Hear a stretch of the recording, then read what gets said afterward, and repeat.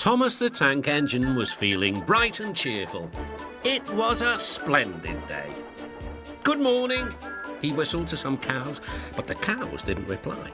"Never mind," said Thomas, "they're busy with their breakfast." Next, he saw Bertie. "Hello, Bertie. Care for a race today?" But all Bertie could say was, "Ouch! That's another hole in the road." "I'm sorry, Bertie," smiled Thomas. Thomas was still in good spirits when Bertie arrived at the next station. "Bad luck, Bertie," said Thomas.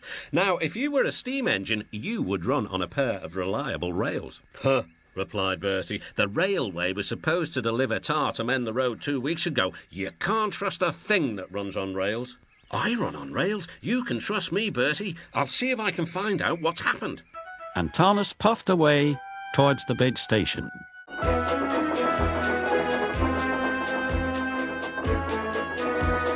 James was snorting about in the yard. "It's too bad. Percy goes to work at the harbour and I do his job, here, there and everywhere." "Take that!" "Ooh!" Groaned the freight cars. "Just you wait, we'll show you." Gordon laughed.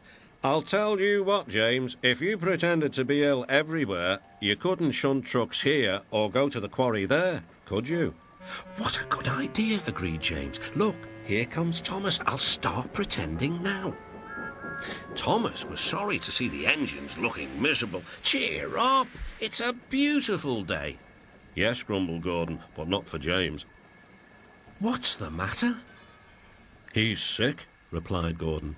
"Yes, he is. I am," stuttered James. I don't feel well at all." "Don't worry," said Thomas kindly. "I'll help out if you're ill." Gordon and James sniggered quietly to each other. Some of James's cars were coupled behind Thomas and he steamed away to the quarry. The cars were still cross.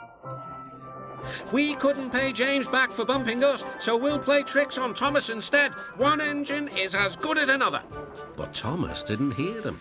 He collected all the stone from the quarry and then set off back to the junction.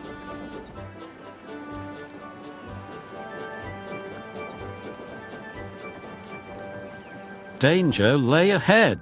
"Now for our plan," giggled the cars. "Go faster, go faster." "Slow down," called Thomas's driver and applied the brakes.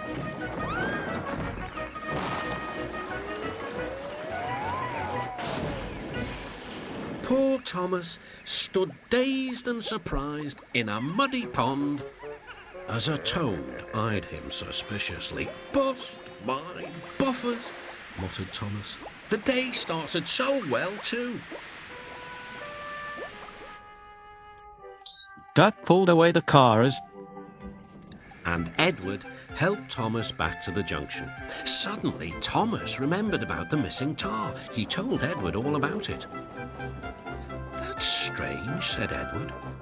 "A truck full of tar has been left at my station. That must be it. Driver will make sure it gets to Bertie now."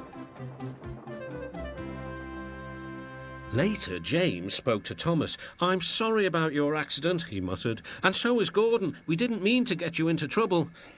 "No, indeed," spluttered Gordon. "A mere misunderstanding, Thomas. All's well that ends well." Just then, Bertie arrived. He looked much more cheerful. "My road's being mended now." "Oh, I am glad," replied Thomas. "Thanks for all you did. Now I know I can trust an engine, especially if his name is Thomas." Gordon and James puffed silently away to the shed. But Thomas still had company.